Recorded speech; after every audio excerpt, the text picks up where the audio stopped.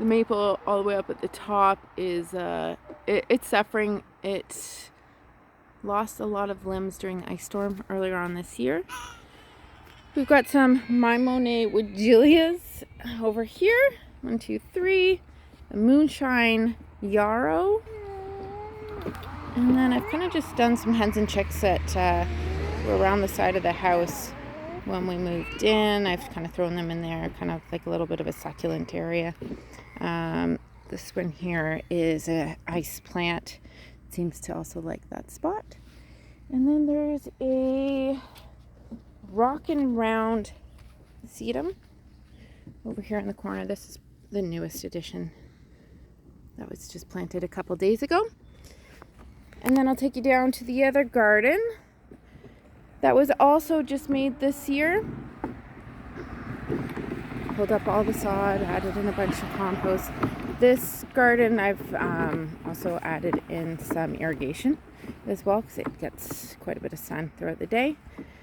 So down here we've got a Rose Glow Barberry, 3 big kahunas, and this one is a little bit of honey heliopsis, some sweet flag grass, 3 annuals there. That's some Niagara Falls Panacetum. I split it at the end of last year, so it might have been a little bit too early to split them. I had just got them and split them right away. It's doing things, so that's a good sign, but it probably would have benefited from staying as one plant for a couple of years before I went and did that to it. So that's a Ruby Bells heuchera, some Carl Forster grass. Got a white bleeding heart tucked back in there. That one I might end up moving. I kind of started a bit of a shade garden in the back because I couldn't help myself buying some black pearl heucheras and some astilbes. So we've got another Ruby Bells down there. That's a banana split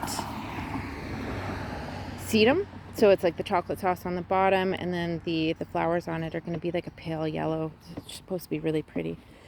Got a June hosta that loves the sun. Some Snowdrift, Supertunia Vista, some Supertunia Vista bubblegum.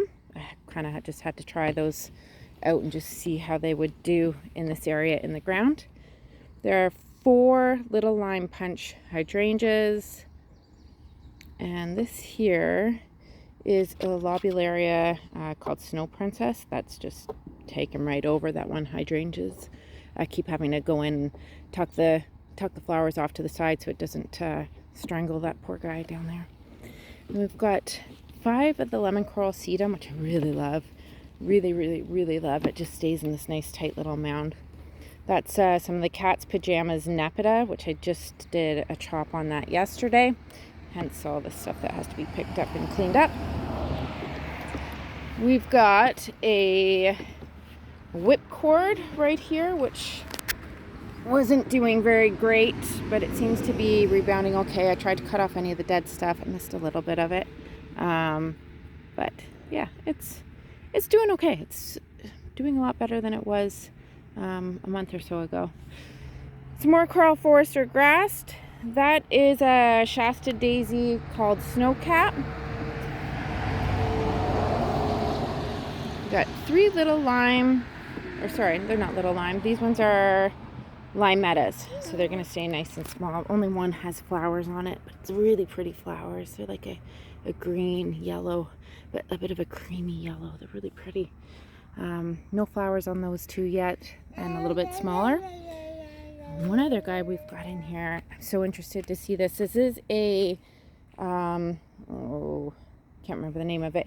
It's a red hot poker, but the color is a yellow, so it's got some buds on it, just a couple.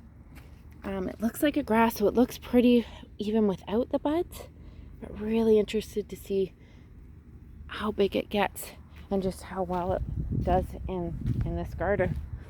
And how long it lasts for too. That's another one I'm interested to see. So I'll just kind of take you back further. I've got my daughter here who's driving the car beside me. So that's overall what it looks like. And take you over and we can have a quick look and see just from a bit more distance the garden in the back. I'm missing height in these gardens, but there's a number of perennials in here that will put on some significant growth and end up kind of filling that height requirement over the years. But anyways, this is what we're looking at.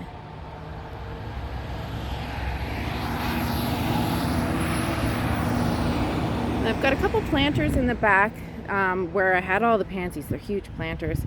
And I've added some stuff for the summer in there. I'll take you on another tour later on and show you what those guys look like. But for now, these are the two gardens. Thanks for watching.